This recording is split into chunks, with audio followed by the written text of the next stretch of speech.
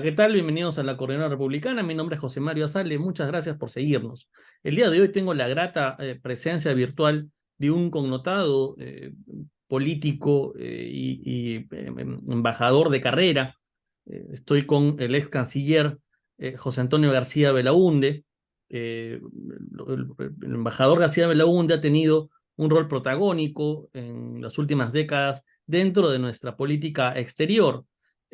Embajador, muchas gracias por aceptar nuestra invitación. Gracias a usted. Embajador, como le comentaba antes de empezar esta entrevista, la política internacional se ha vuelto un foco de atención y se ha vuelto al parecer más interesante frente a la chatura de la discusión nacional interna. Y esto lo hemos visto en estos días a través de lo que ha sucedido en Brasilia. Creo yo que es importante, antes de entrar al tema de fondo y al análisis eh, agudo y minucioso, explicar un poco de qué estamos hablando cuando hablamos de instituciones como, por ejemplo, UNASUR, CELAC, que usted muy bien marcaba la diferencia con instituciones que ya tienen, digamos, una institucionalidad frágil, magullada seguramente, pero existente, como la Comunidad Andina y el Mercosur. Tal vez podríamos empezar por ahí, para explicarle a las personas que nos siguen cuál es la diferencia entre estos organismos. Bien, muchas gracias nuevamente por la invitación. Y retomando lo primero que dijo ahora, ¿no? Lo interesante que parece, ¿no? La política internacional, ¿no? Me estaba acordando una frase de Musil, el Robert autor del Hombre Musil, el hombre sin atributos. Exacto, que decía, quizás el mundo no es tan viejo y nunca estuvo tan interesante como ahora. Y posiblemente eso es lo que estamos viendo, un mundo no tan viejo y muy interesante. Y yo creo que lo que sí está ocurriendo es que vivimos en un momento en donde lo lógico, lo natural, lo que debiéramos hacer es sentarnos a reflexionar, porque muchas cosas se han caído y porque tenemos que hacer nuevamente nuestras tareas. Es evidente que UNASUR fue desviado hacia una posición política determinada y se erosionó lo que era más interesante que tenía UNASUR, que era el desarrollo de la infraestructura en Sudamérica. UNASUR se basa en los famosos ejes de desarrollo de conectividad que están en los CIRSA, ¿no? En las iniciativas regionales. Y entonces, y UNASUR ha perdido credibilidad. Y hay varios países que lo denunciaron el tratado. O sea, pensar rescatar UNASUR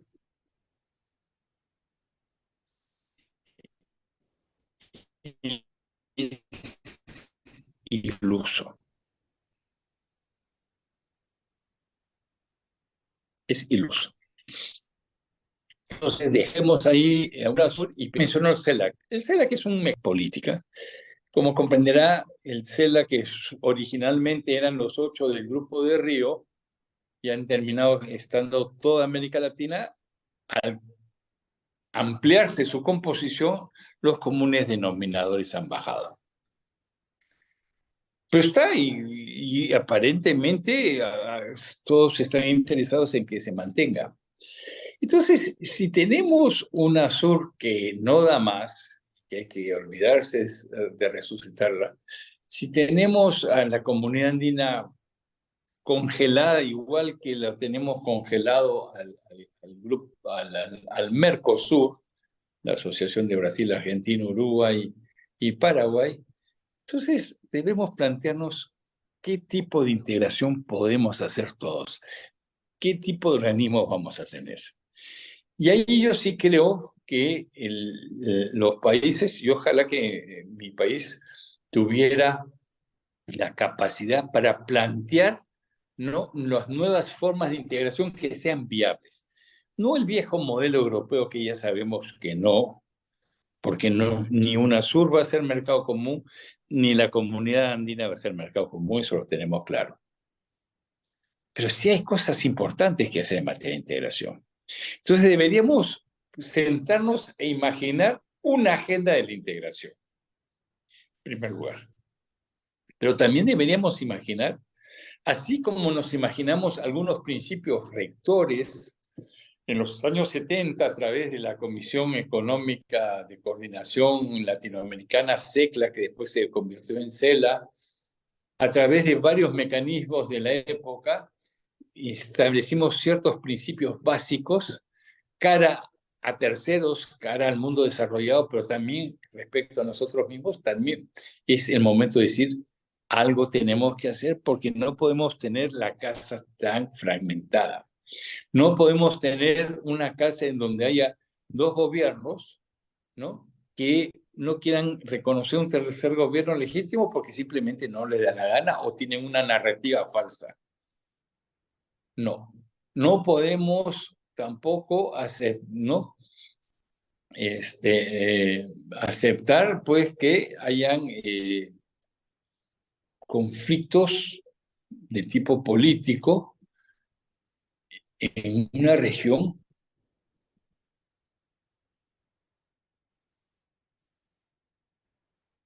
y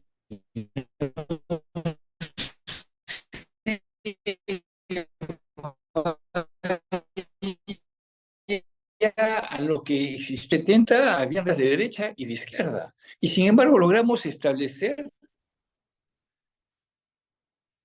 ¿no?, una cooperación entre nosotros,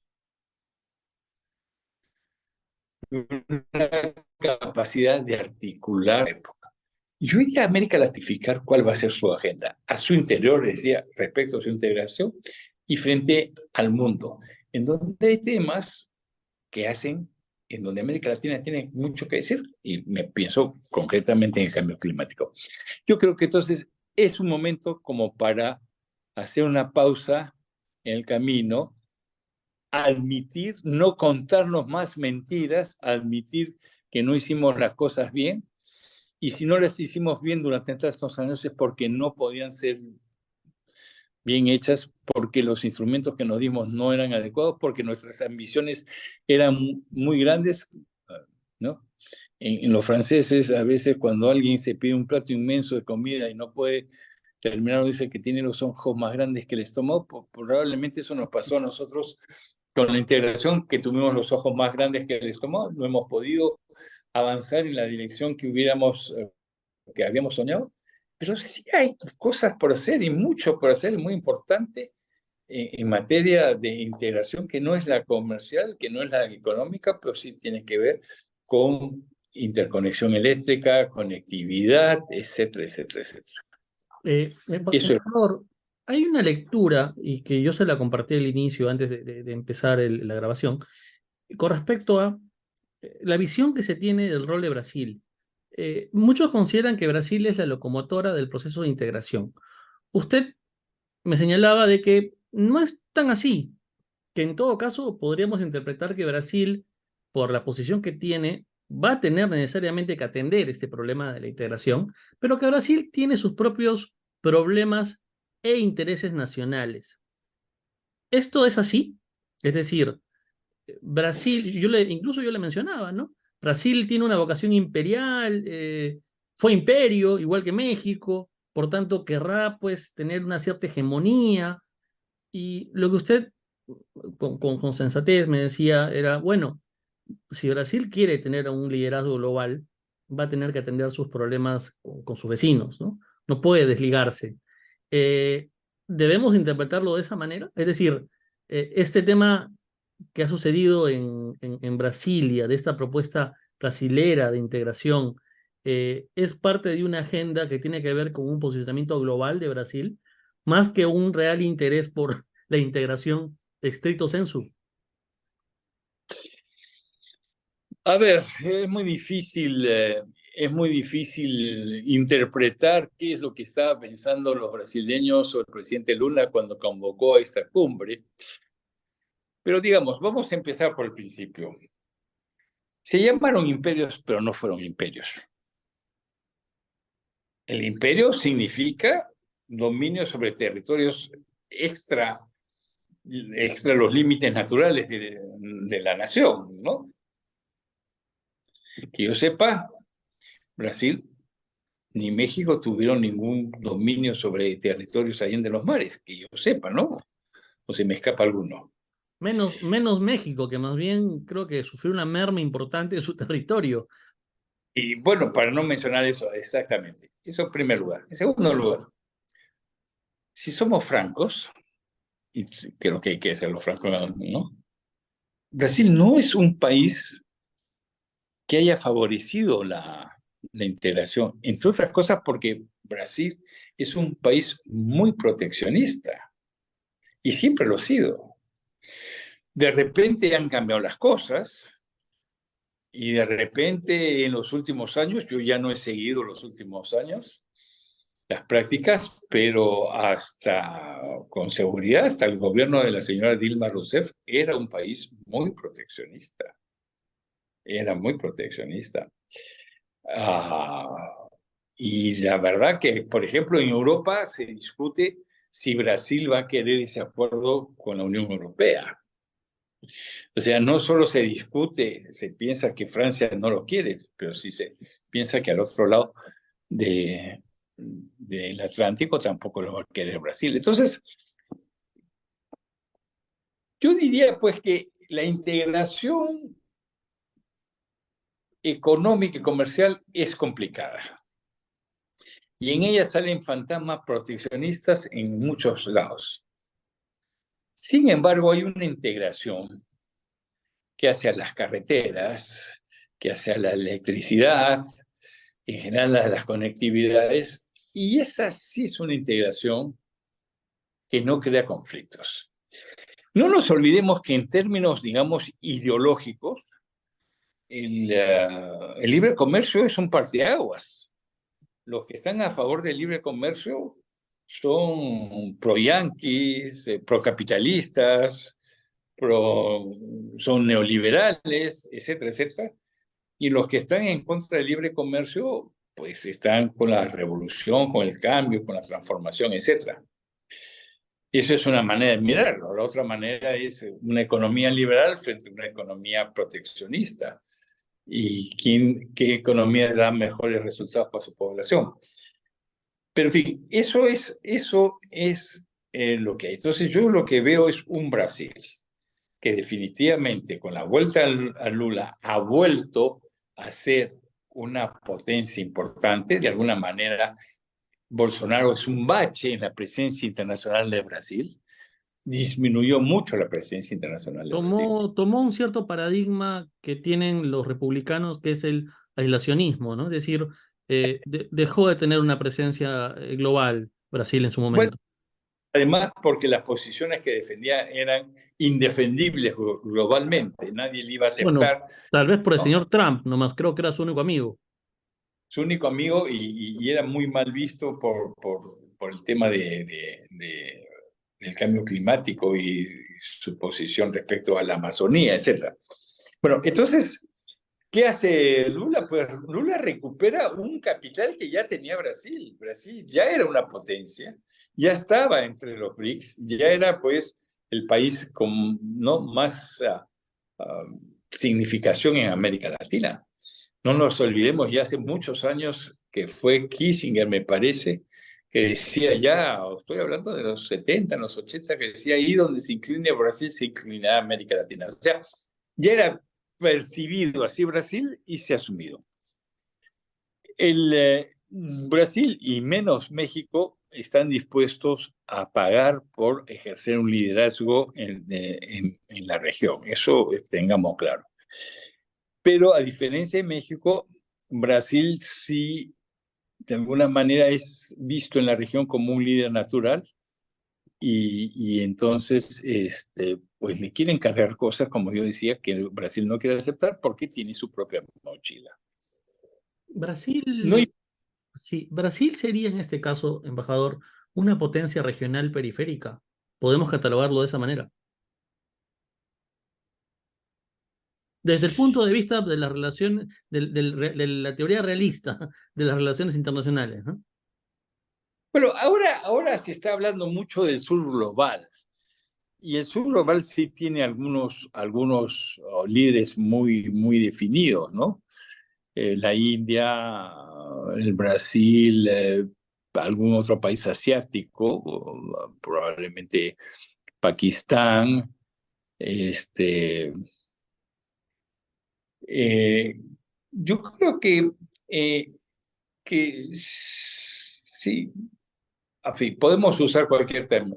A mí me interesa mucho el concepto de sur global porque de alguna manera es un paso adelante sobre el no alineamiento de los años 70. El no alineamiento era más bien de tipo pasivo. No estoy contigo, no estoy contigo con uno, no estoy con el otro, yo quiero afirmar mi independencia. Pero el sur global es un mundo en donde ya estos países cuentan y tienen algo que decir y se necesita de ellos, que es diferente que antes. Antes defendían posiciones y se negociaban, pero ahora necesitas para hacer cosas estar con ellos, ¿no? Todos los países asiáticos que se han desarrollado mucho en los últimos años, la China se considera también, ¿no? Eh, con Brasil, con la India, se considera parte de ese sur global. Entonces, La sí, única excepción creo que sería China, ¿no? Porque China ya no es, digamos, es una no, potencia China es global, ¿no? potencia. Cuando Kissinger sacó la China de la oscuridad, a donde todos la habían mismos, ya fue claro que teníamos una potencia emergente. Y ahora no es una potencia emergente, Lo ahora es una hizo, potencia. justamente estuve leyendo el libro de Kissinger, El liderazgo, el último libro que ha sacado Henry Kissinger, y él mencionaba, bueno, desde que China experimentó pruebas nucleares exitosamente, Estados Unidos no podía dejar de llamar la atención y además que era como una suerte de Estado que permitía una triangulación con la Unión Soviética en ese entonces, ¿no? Y bueno, y de ahí ya narra los viajes de Kissinger y las reuniones con Chou Enlai y luego la decisión de Nixon de reconocer a China, entre otras cosas, ¿no? Nixon, que es un hombre muy cuestionado en política interna, pero creo que hizo cosas interesantes en política exterior, ¿no? Un hombre incomprendido. De eso hablaremos otro día, embajador. Bueno, Yo quería, conozco poco.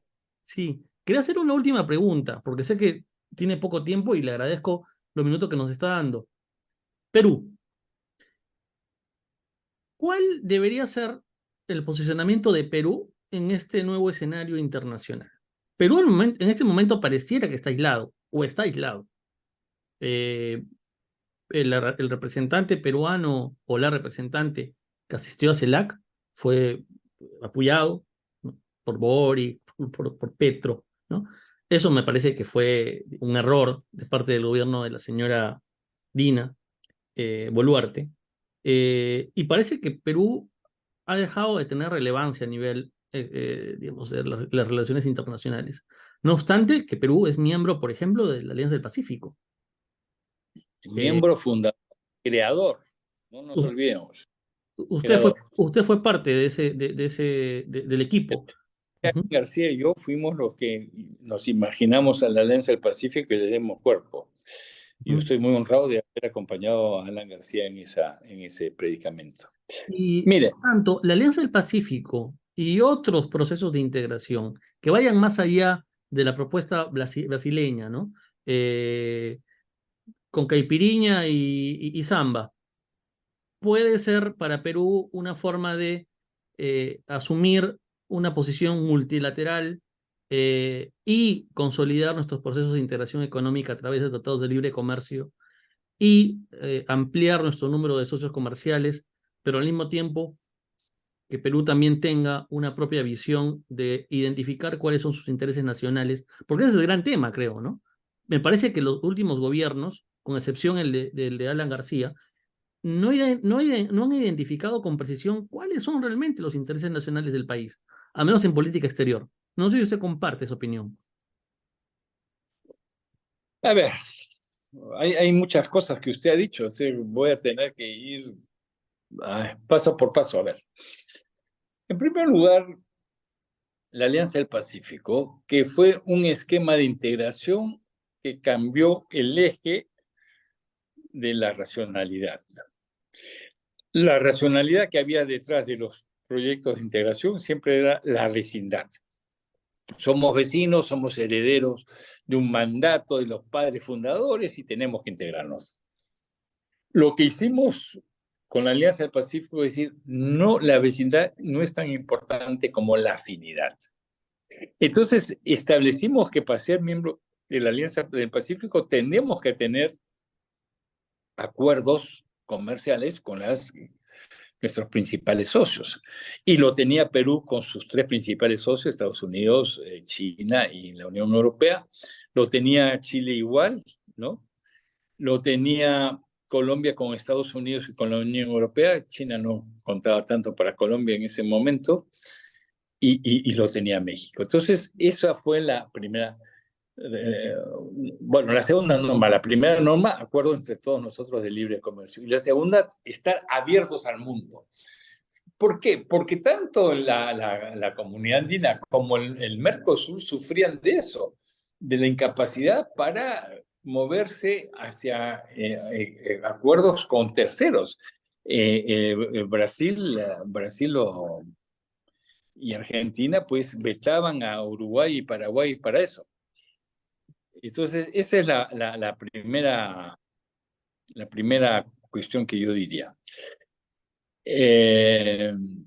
Segundo, como ya dije antes, el proyecto de integración que creímos y que trabajamos durante tantos años al modelo europeo no funciona.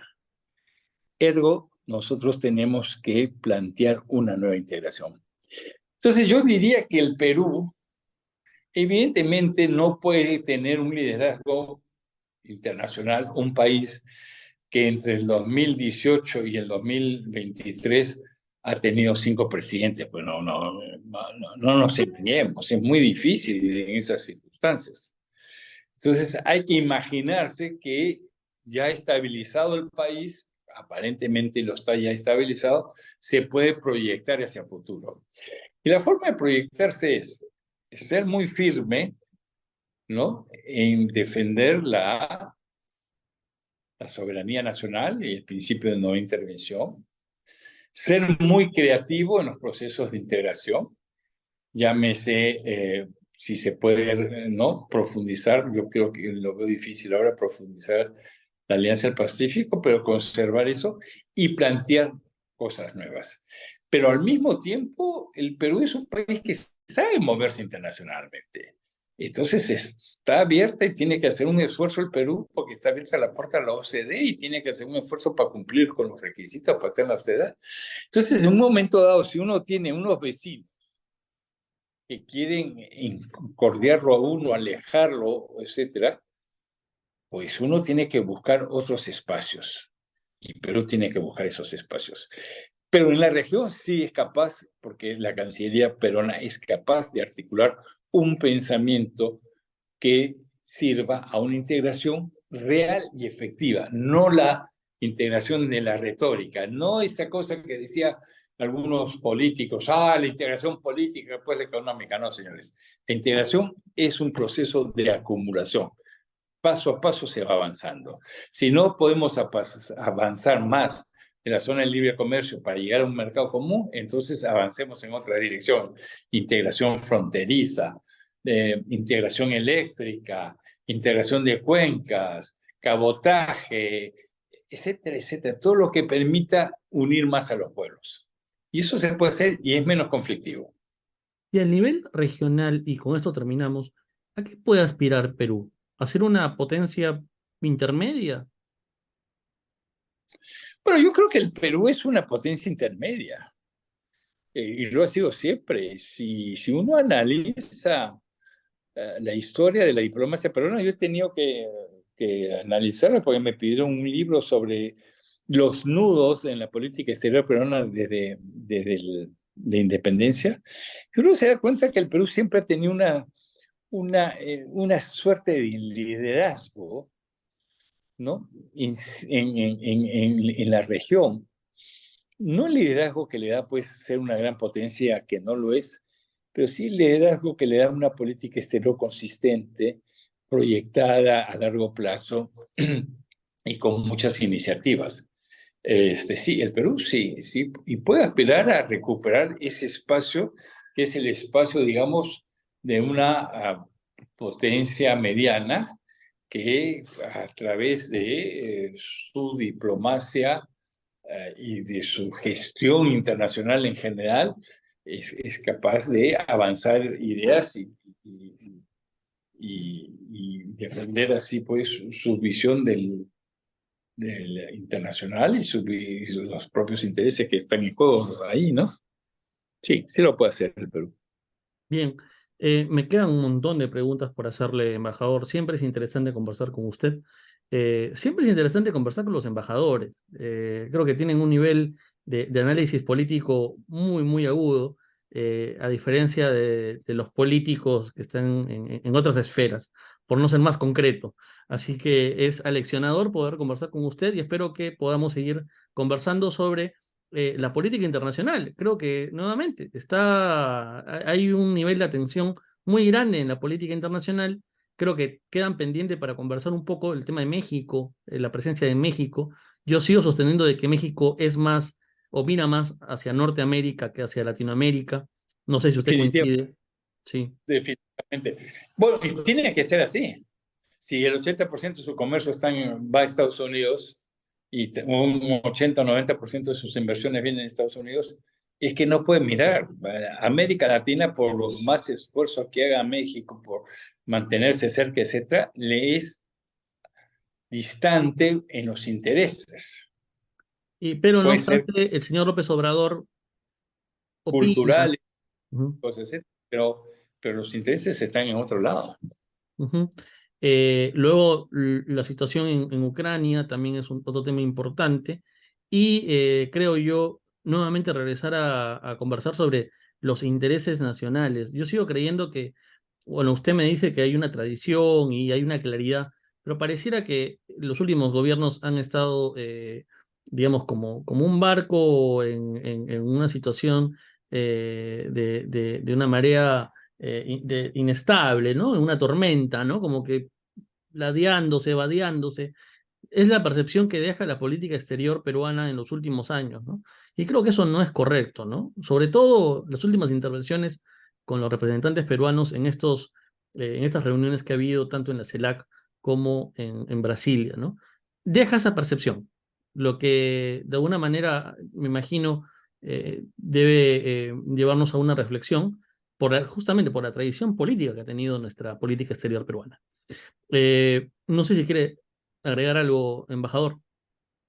No quiero agregar nada. Yo creo que no se puede pedir a la política exterior peruana que sea muchísimo mejor de lo que es la política interna peruana, ¿no? Siempre hay una correlación. Hay una correlación. El caso del Perú es extraño porque mientras existieron problemas de límites, entonces la política exterior era bastante mejor que la política interna, como que estaba muy divorciada. Pero es que los problemas que hacían al espacio territorial eran muy grandes y muy graves, pero ya es resuelto. El tema es que nosotros ya no tenemos problemas pendientes, ¿no?